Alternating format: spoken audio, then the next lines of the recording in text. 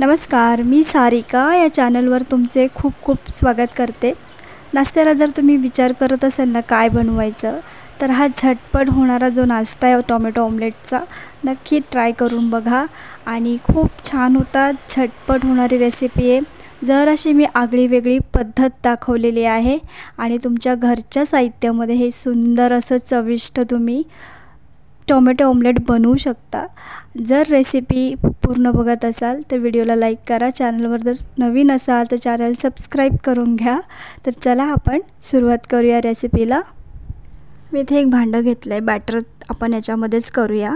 तर हे बघा, मी इथे 4 मोठे चमचे ना बेसन घेते। हे दळलेलं बेसन पीठ आहे डाळीचं आणि मस्त खमंग भाजून मी दळून आणलेलं आहे। तर याच्यामध्ये बघा एक मोठा चमचा बारीक रवा घालायचा आहे, मस्त कुरकुरीतपणा येईल त्या टोमॅटो ऑमलेटला। आणि 1 चमचा गव्हाचं पीठ घालायचं आहे, बघा बाइंडिंग खूप छान येतं त्याने। आता याच्यामध्ये एक टोमॅटो स्वच्छ धुवून मोठे कापून मिक्सरमध्ये मी त्याची प्युरी करून घेतली। प्युरी पण बघा खूप अशी पातळ केलेली नाही आहे, जरा जाडसरच ठेवलेली आहे। आता याच्यामध्ये मी प्युरी घातल्यानंतर थोडेसे मसाले घालायचे, खूप कमी घालायचे, जास्त मसाले घालायचे नाही। त्याच्यामध्ये लाल तिखट आहे, धणेपूड, जिरेपूड आणि इथे मी अर्धा कांदा घातलेला आहे, अर्धा बारीक चिरलेला टोमॅटो आणि कोथिंबीर, हे एवढंच साहित्य मी घेतलेलं आहे। आता हे सगळं चांगलं आहे ना चमच्याने मिक्स करून घेते, कारण टोमॅटोची प्युरी आहे त्यामुळे काय होईल, सगळं जो ओलावा आहे त्या पिठाला जेवढा लागायचा तेवढा लागेल। मग जेव्हा आपण पाणी घालू तेव्हा ते बॅटर आपण सगळं पातळ असं करून घ्यायचं थोडंसं, कारण त्याच्यामध्ये रवा आहे, तो फुलल्यानंतर थोडं बॅटर ना नंतर घट्ट होतं। हे बघा सगळं मिक्स केल्यानंतर आता मी इथे थोडं करून पाणी घालते। इथे जवळजवळ पाऊण ग्लास मला पाणी लागलं। तर हे बघा, आता हे बॅटर आहे ना 15 मिनटं तरी झाकून बाजूला ठेवून द्या। तर हे पहा, मी 15 मिनिटे ठेवलं होतं आणि मस्त फुललेलं आहे बॅटर। आता आपण आहे ना टोमॅटो ऑमलेट करायला घ्यायचं आहे। इथे डोसा पॅन मी ठेवून घेतला आणि बघा चांगला गरम केला आहे।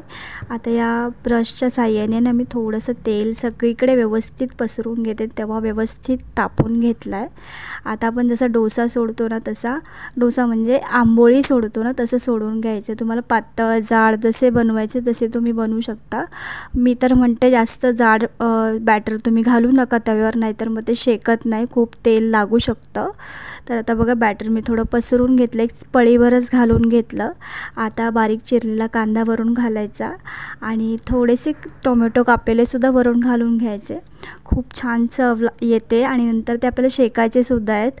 तर मी आधीच खालून शेकतोय आपला टोमॅटो ऑमलेट, तोपर्यंत वरून सगळं साहित्य घालून घेते। थोडीशी कोथिंबीर सुद्धा घातलेली आहे बघा।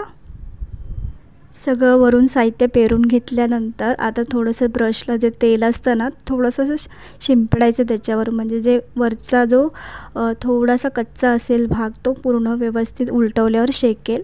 आणि हे बघा छान सोडवून घ्यायचं आणि बघा मस्त जाळी आलेली आहे। तुम्ही जर ते पटकन करायला घ्याल ना तर असं तुमचा टोमॅटो ऑमलेट आहे ना थोडासा बेसन कच्चं लागू शकतं, तर मुरायला नक्कीच ठेवा, झटपट करायला घेऊ नका। तर हे बघा खालच्या बाजूने पण 2 ते 3 मिनिटं शेकवून घ्यायचं। आणि डोसा तव्यावर कराल ना तर कमीत कमी तेलामध्ये मस्त टोमॅटो ऑमलेट तयार होतो। असाच मी दुसरासुद्धा तुम्हाला करून दाखवते। ओवा पण तुम्ही घालू शकता याच्यामध्ये, माझ्याकडे अवेलेबल नव्हता म्हणून मी घातलेला नाही।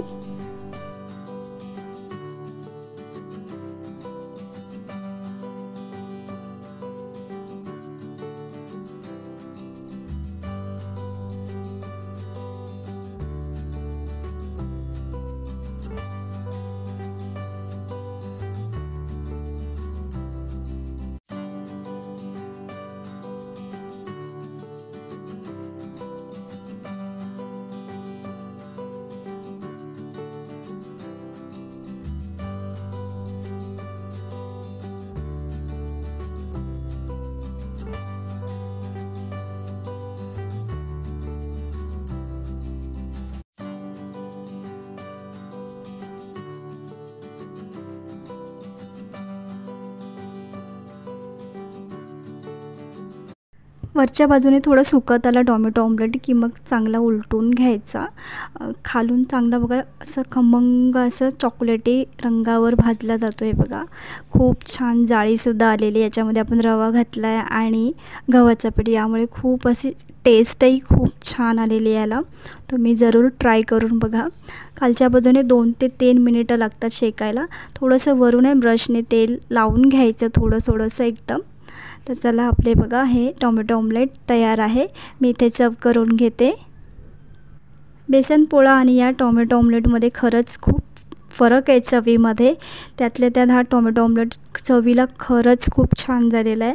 मी इथे खोबऱ्याच्या चटणीबरोबर हा टॉमॅटो ऑमलेट सर्व केलेला आहे. तुम्हाला हवं तर तुम्ही सॉसबरोबरसुद्धा खाऊ शकता. इतके छान झालेले आहे. आणि तुम्हाला ही रेसिपी कशी वाटली नक्की सांगा.